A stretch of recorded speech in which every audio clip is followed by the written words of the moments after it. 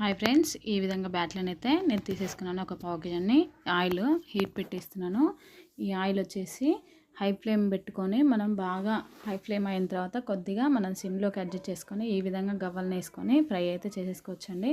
ఇవి వచ్చేసి బ్యాట్లు అనమాట. ఈ బ్యాట్లు అనేది మనకి సింపుల్గా ఫ్రై అయిపోతాయి.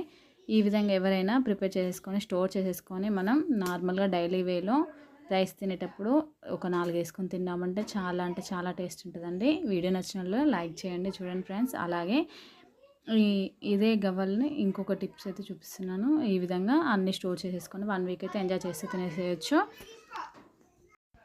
అదేవిధంగా ఇదే ఆయిల్లో గవ్వలను అయితే వేస్తున్నానండి. ఈ గవ్వలు కూడా అదేవిధంగా హై ఫ్లేమ్ పెట్టేసుకొని మనం ఫ్రై చేసుకోవాలి. మీరు టైం ఉంటే ఈ గవ్వల్ని ఎండబెట్టుకొని చేసుకున్నారంటే అసలు బొంగు అనేది నార్మల్గా మనకి సైడ్ బొంగు వస్తుంది కదా, అటువంటి బొంగు రాదు. చూడండి, చాలా అంటే చాలా బాగా వస్తాయి. వీడియో నచ్చినట్లయితే లైక్, షేర్, సబ్స్క్రైబ్.